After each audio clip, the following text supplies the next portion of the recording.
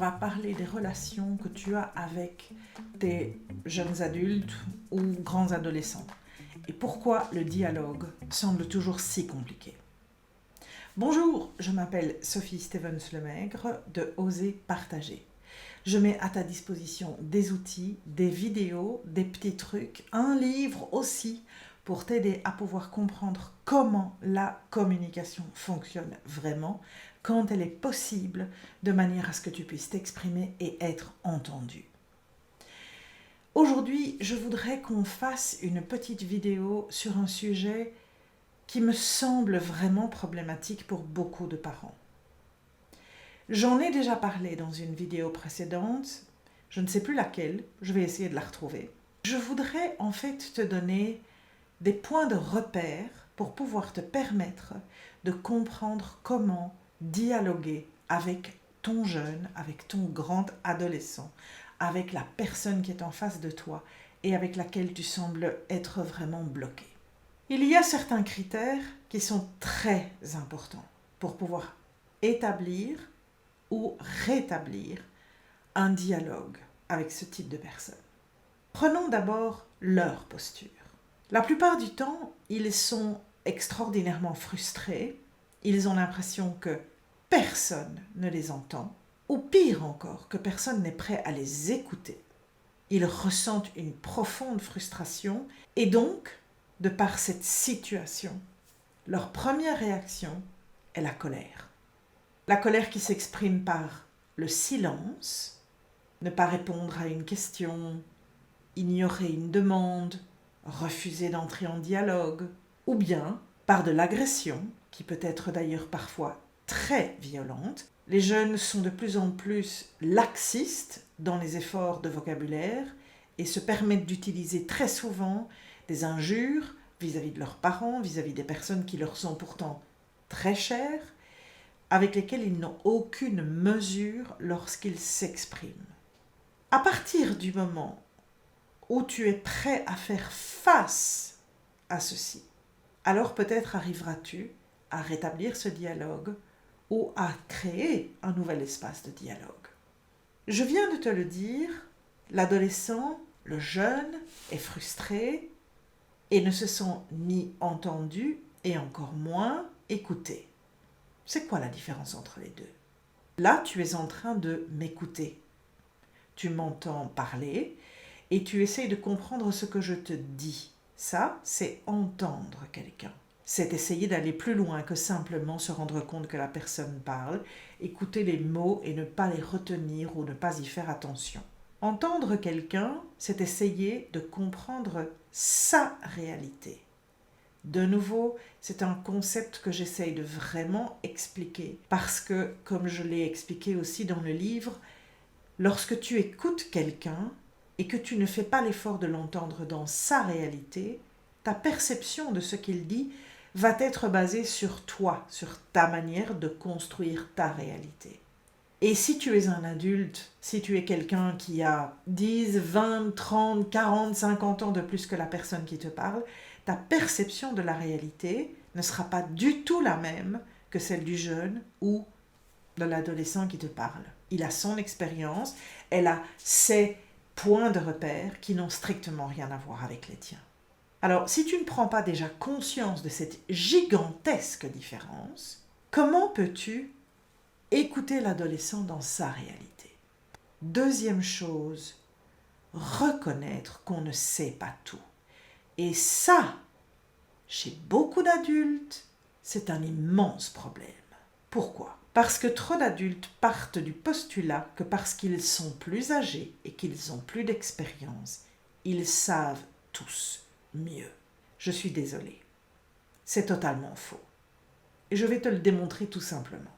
Si tu réfléchis un tout petit peu à la manière dont les choses se passaient quand tu avais le même âge que la personne qui te parle, est-ce que tu vois des parallélismes? Je ne pense pas qu'il y en ait énormément.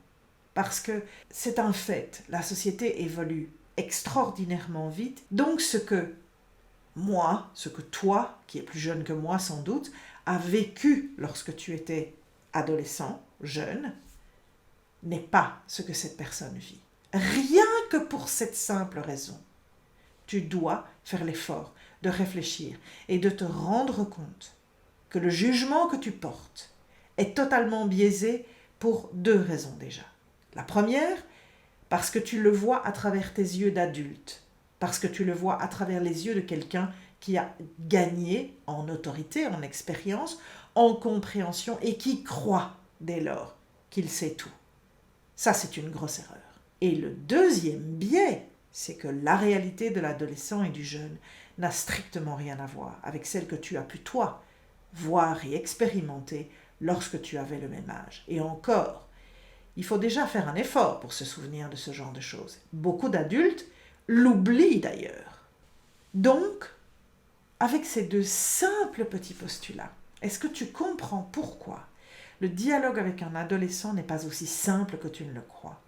Et que pour pouvoir l'engendrer et pouvoir le rendre vraiment utile et efficace, toi l'adulte, qui est supposé être le sage des 2, celui qui sait, pourquoi est-ce que tu ne ferais pas une fois l'effort de te mettre dans un postulat, d'entendre ce que l'autre a à te dire dans sa réalité et de le laisser parler?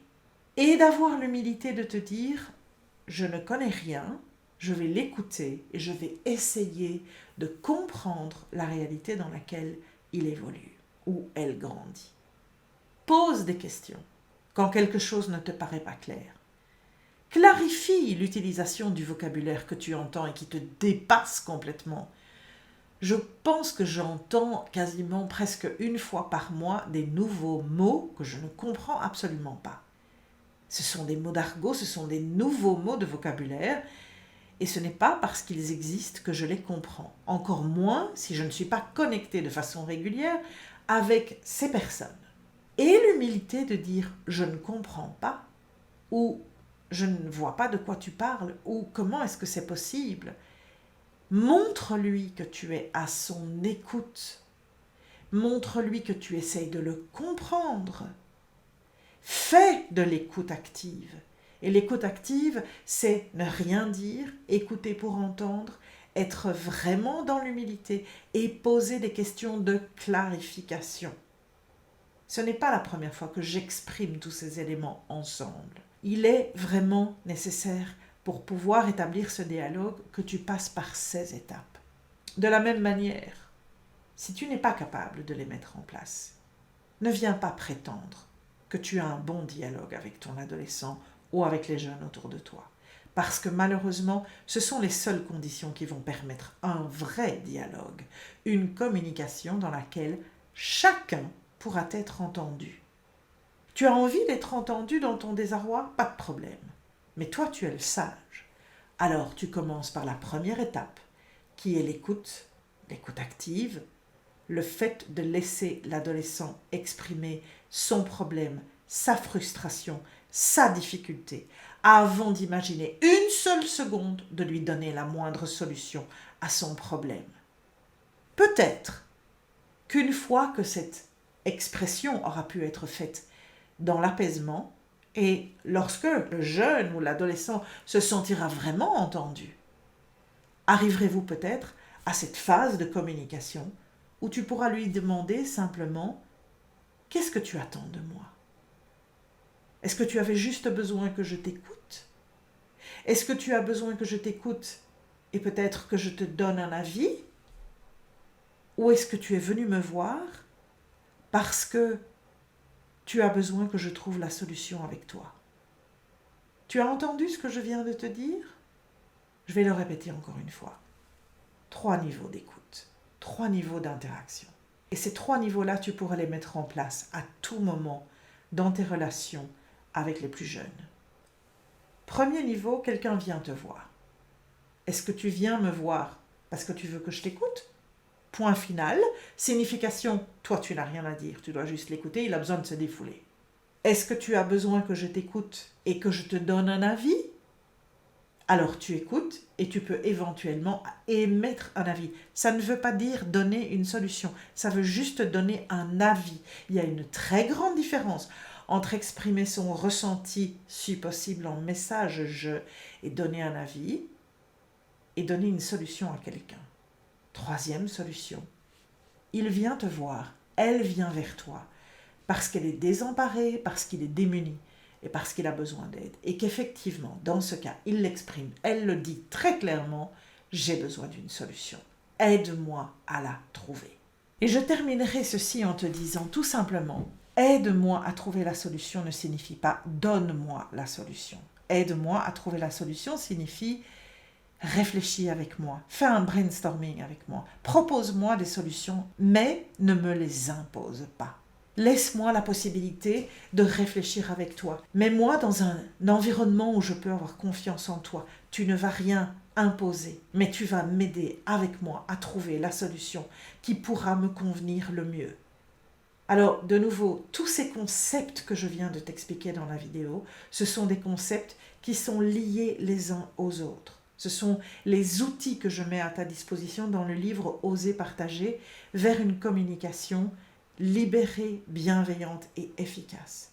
Parce que comme tu as pu t'en rendre compte simplement en m'entendant, tu ne sais pas comment faire. Alors si tu veux savoir, si tu veux mieux comprendre comment y parvenir, bien sûr tu peux acheter le livre. Il est disponible sur amazon.fr. Attention aux Belges, n'essayez pas de l'acheter sur amazon.com.be parce que le site ne vend pas les bonnes versions du livre.